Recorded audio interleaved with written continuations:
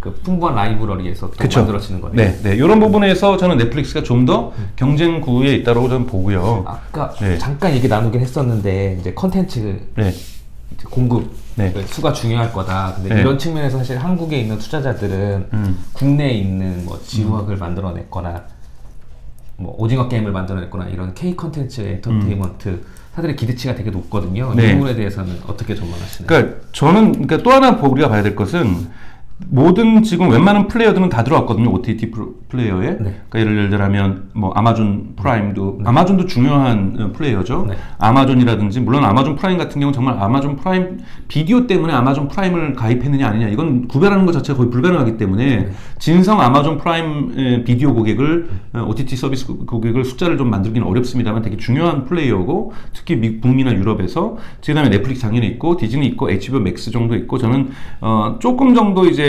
중간 미들급에서 살아남을 수 있는 건 디스커버리 정도라고 생각이 들어요. 네. 나머지 같은 경우는 대단히 가능성 없고 또 여러분도 아시겠지만 프랑스나 독일이나 영국 뭐 영국 BBC도 이제 넷플릭스랑 경쟁하는 거의 포기한 상태거든요. 네.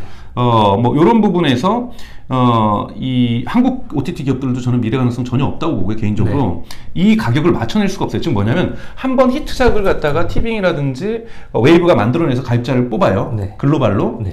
근데 되게 이제는 경쟁하는 것이 글로벌 업체란 말이에요. 글로벌 시장을 확대하더라도 흔히 말하는 한 번은 가입을 하는데 한류 드라마를 여기서 볼 수 있을까 유니크하게. 네. 흔히 말하는 이탈률이 발생하는 걸 막을 수가 없어요. 네. 그러면 이 플랫폼을 유지하기 되게 어렵거든요. 그래서 저는 대부분 아웃될 거라고 봐요. 근데 한국에서는 정말 좋은 시장이 만들어진 건 뭐냐면 OTT 사업자들 뭐의 종사자들도 많지 않고 저는 중요하지 않다고 보거든요. 네. 더 중요한 건 K 컨텐츠 사업자들이죠. 네. 왜냐하면 넷플릭스만 해도 190국가에 시장이 열리는 거고 네. 디즈니에도 이제 시장이 열리는 거고 아마존 프라임에도 시장이 열리는 거고 HBO 맥스에도 열리는 거고 디스커버리 같은 경우는 지금 북미라든지 브라질이라든지 유럽에서 지금 시장 확대가 되게 높거든요. 디스커버리 같은 경우는 인도에서도 초기에 또 확보도 많이 했고 그러면 여기다 컨텐츠를 태우면 되고 판매하면 되는 거잖아요. 문제는 근데 이 많은 OTT 플레이어들이 시장에 이제 다 진입된 시장 1기가 제가 끝났다고 말씀드리고 2기로 간다 그랬잖아요. 그럼 1기에서 뭐냐면 이제 컨텐츠 제작 단가도 어느 정도 결정이 난 거예요. 네. 그러니까 즉 과거보다 2배 정도는 올랐어요. 네. 그러니까 즉 훨씬 더 한국 그 컨텐츠 제작사 협회에서는 제작사나 제작 기업 입장에서 볼 때는 국내 그 플랫폼 기업들 흔히 말하는 지상파라든지 케이블 방송들에 납품할 때와 다르게는 훨씬 더 많은 비용을 네. 벌 수가 있다는 점에서 장점은 있으나 네. IP가 내게 아니라 지금 넷플릭스에 다 넘기는 거고 네. 뭐 디즈니 플러스 아직 본격적으로 안 하고 지금 디즈니 플러스 다 넘기는 거예요. 네. 뭐 애플 TV에다가 다 넘기는 거거든요. 네. 그러고 나면 더 이상의 수익은 얻기 어렵잖아요. 네. 그렇기 때문에 프라핏이 계속 증가하기 위해서 히트작들이 계속 터져야 된다는 거예요. 네. 그러니까 즉 이 경제학적으로 볼 때는 그렇게 좋은 구조가 아니라는 거죠. 그러니까 즉 어느 정도 상한가 올라가면 더 이상 올라가기 위해서는 결국은 J 컨텐츠 같은 경우에도 우리 학교인가요? 지금 우리 학교는. 지금 우리 학교는. 네. 자, 이 컨텐츠 제작사를 구매한 거잖아요. 네. 그러니까 지금 뭐냐면 구매하면서 이런 히트작들을 만들어낼 수 있는 창의적인 것은 아직까지는 저는 여지가 남아 있다고 봐요. 네. 그런데 아마 지금 우리 학교는 인기도가 좀 떨어지기 시작하면은 다시 한번 좀 주가는 좀 떨어질 거라고 저는 생각이 들고 네. 이거를 떨어지기 전에 히트작을 또 내놓는다. 네. 이제 넷플릭스가 이제 공개하잖아요. 어느 정도 디테일한 데이터는 공개하지 않지만 어떤 드라마를 전 세계에서 어느 지역에서 몇 시간 정도 시청했는지를 갖다가 일 단위로 지금 공개를 하기 시작하고 있습니다. 사실은 거기에서 예를 들자면 국내 콘텐츠가 상위에 올라오면 그거를 만든 제작사의 주가가 올라가는 꼴이잖아요. 네.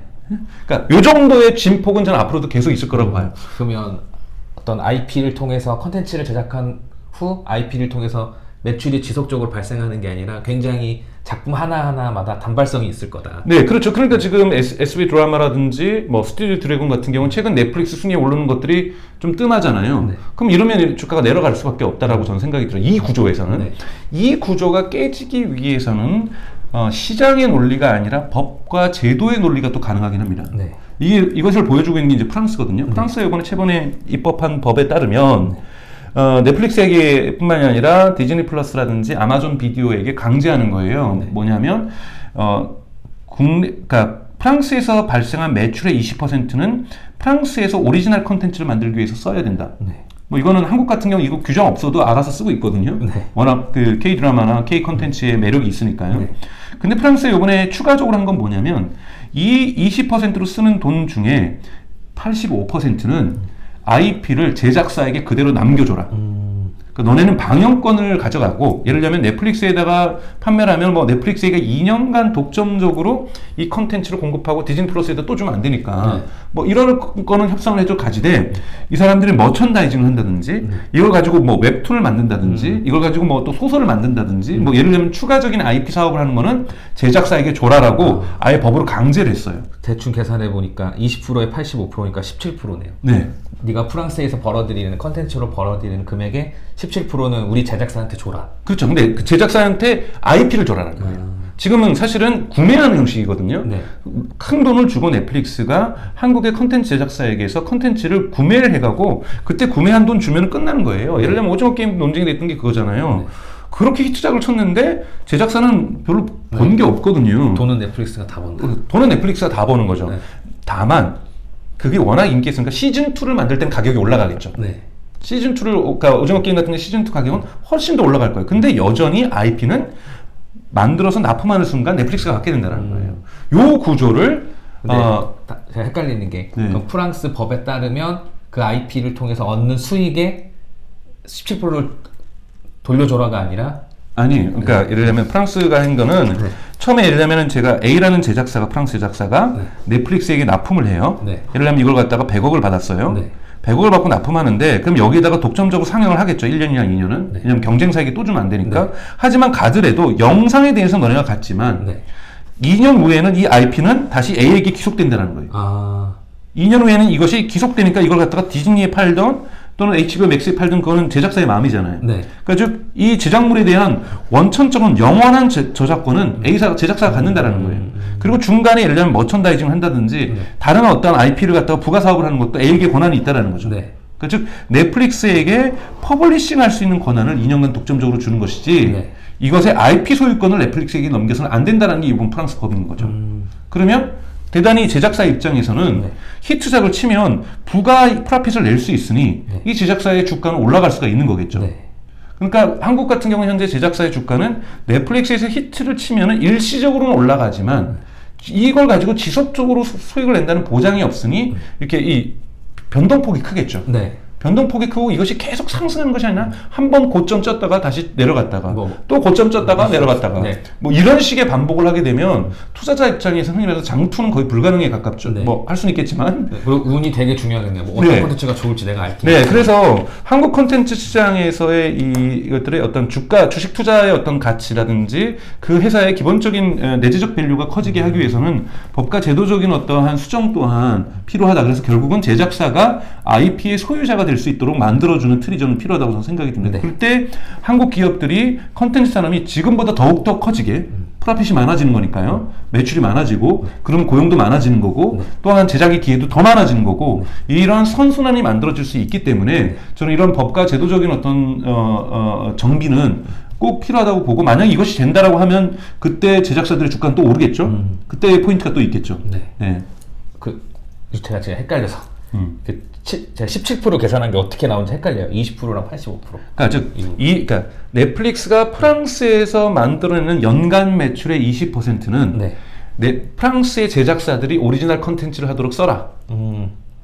너네가 프랑스에서 번 돈의 20%는 우리 제작사한테 써라. 네, 프랑스어로 만들어지는 네. 그러니까 프랑스 사람들이 만드는 제작사에 써라. 네. 그리고 그 중에 85%는 그 중에 85%. 그 만들어진 것에 예를 들면 100개가 만들어졌으면 85개는 네. 그 저작권을 제작사에게 소속시켜라. 아, 어느 정도의 독점 판매권이 지난 이후에. 그렇죠. 예. 왜냐하면 넷플릭스는 그렇게 썼는데 갑자기 그 다음날 보니까 디즈니 플러스에도 팔았다 그러면 이건 이 제작비가 나올 수 있는 게 아니잖아요.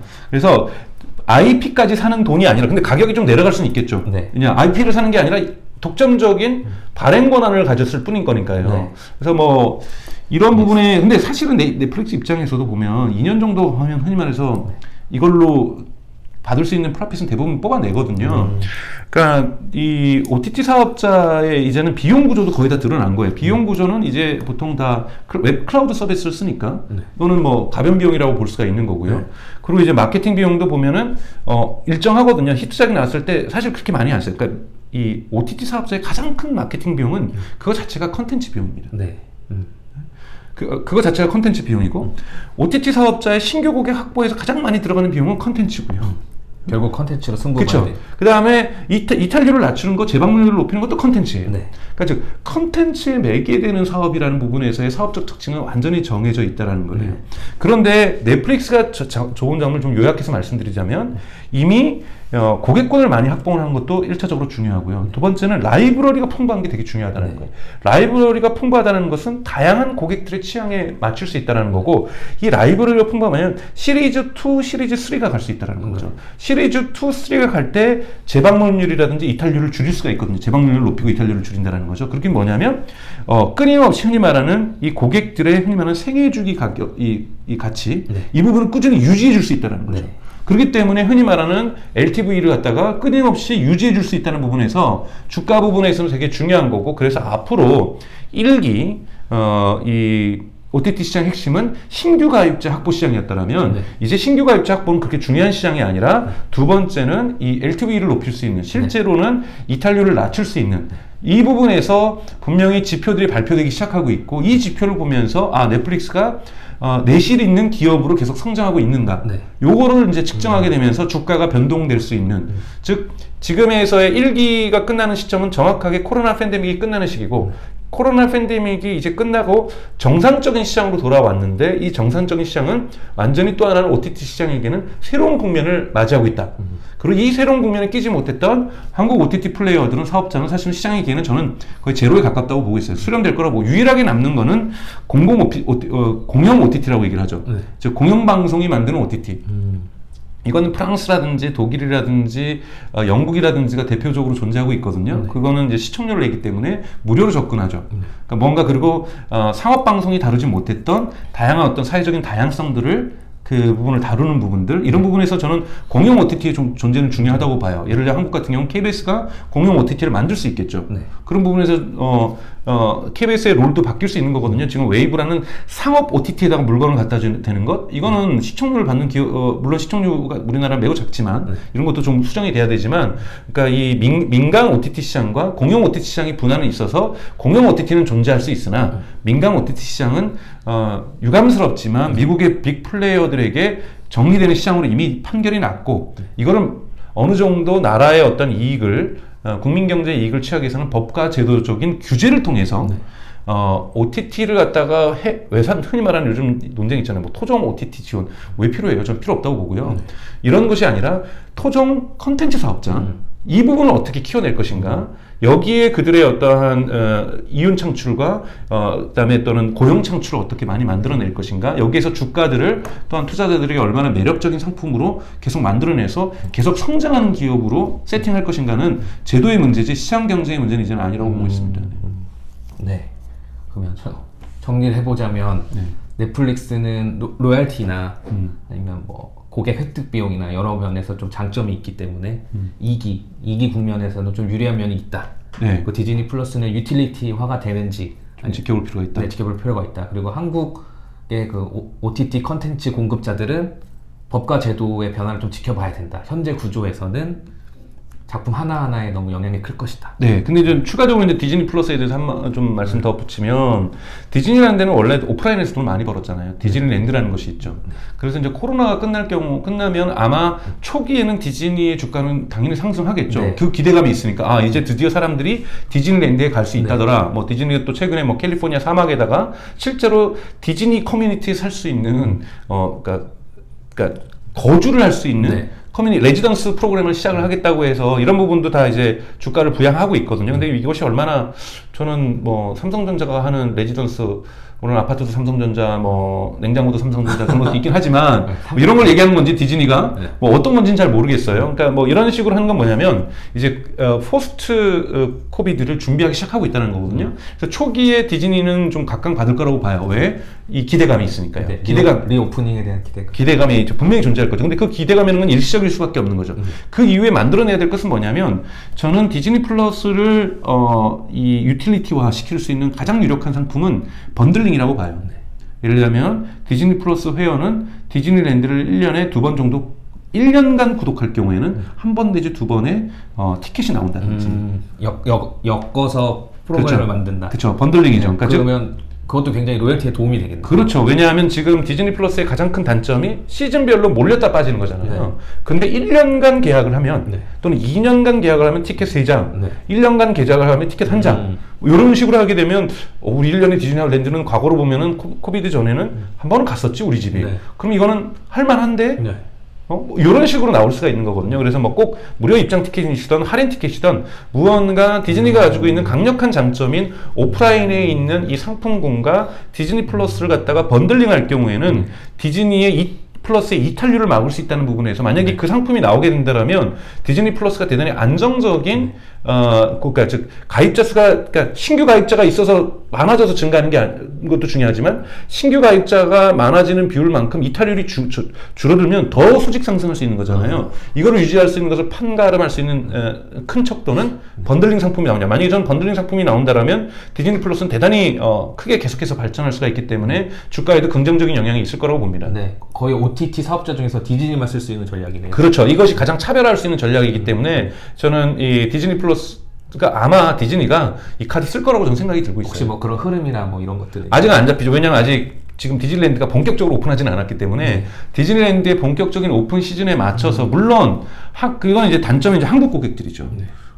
예를 들면 지금 중국이라든지 일본이라든지 그러니까 지금 디즈니랜드가 있는 게 유럽의 파리라든지 도쿄라든지 또 중국이 있죠. 중국이 있고 뭐 미국이라든지 이런 나라들은 확실하게 유인책이 됐는데 인도에 살면서 브라질에 살면서 한국에 살면서 디즈니랜드 티켓 보고 디즈니 플러스를 갖다가 1년 유지할 이런 건 좀 아니기 때문에. 근데 제가 아는 디즈니 찐 덕후들은 갑니다. 네오프닝 되면 무조건 갑니다. 전 되게 매력적인 카드라고 느껴져요. 네네, 매력적인 카드예요. 만약 그 카드가 발표되면 저는 주가 상승할 거라고 봅니다. 마지막으로 좀 정리를 하고 싶은데 이게 가장 강력한 정리일 것 같아서 정수님은 만약에 돈의 비중이 10이 있다고 하면 넷플릭스, 디즈니, K 컨텐츠 공급자 어떻게 태우실 건가요? 비중을? 저는 넷플릭스는 꾸준히 갈 장투의 그러니까 좀 종목이라고 저는 생각이 들어요. 왜냐하면 이 정도의 규모는 꺾이기 어려운 거고 워낙 또 테크놀로지에 집중된 기업이기 때문에 즉 컨텐츠로부터 출발한 기업이 아니라 테크놀로지로부터 접근했다는 건 뭐냐면 뭐 소프트웨어나 이런 거 잘 만든다는 게 아니라 이 시장에 대한 끊임없는 A/B 테스트를 하고 있을 거예요. 그리고 성공 방정식을 포맷을 갖다가 만들기 위해서 대단히 노력할 수 있을 거고 노력하고 있기 때문에 이러한 부분에서의 경쟁력, 시장 경쟁력을 얼마나 시장을 이 기술을 잘 사용하냐가 아니라 이 기술을 얼마나 효과적으로 사용할 수 있느냐 부분에서 넷플릭스는 OTT 기술을 가장 효과적으로 고객의 어떤 흐름들을 효과적으로 분석하고 있다는 부분에서 저는 무너지기 어려운 사업자라고 보고 있고요. 계속해서 수익을 극대화하고 예를 들면 헤스팅스가 얘기했던 것처럼 우리의 경쟁자는 HBO 맥스가 아니라 포트나잇이다. 즉 뭐 게임으로도 나가겠다 이런 얘기를 하고 있잖아요. 그런 부분에서 사업의 다양성들을 또 현금이 있기 때문에 사업의 다각화하는 부분을 게임으로도 갈 수 있는 거기 때문에 이미 모바일에서는 지금 테스트를 하고 있잖아요. 모바일 넷플릭스 키면 게임을 할 수 있는 것처럼 이런 부분에서 다각화에서는 훨씬 더 저는 그러니까 10이 있다면 5를 넷플릭스에 태우겠고요. 그 다음에 이 정도는 전 디즈니에 태우겠습니다. 왜냐하면 아니요 3 정도 태울게요. 3 정도 태우는 것이 디즈니의 가장 큰 장점은 디즈니랜드에 있다.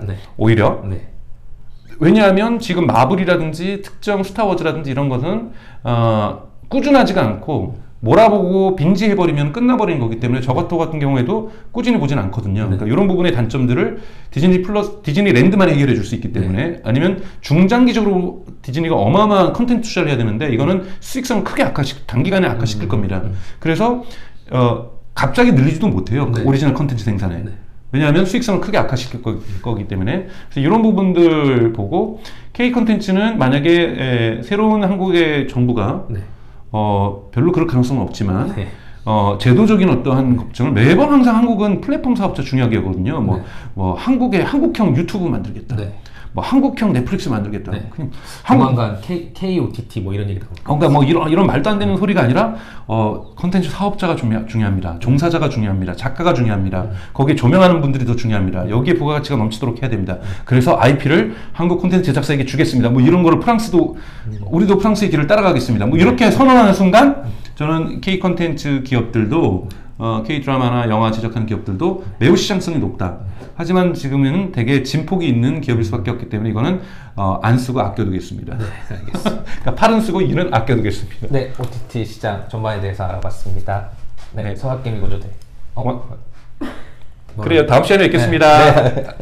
뭐 하실 말씀 있는지 알고.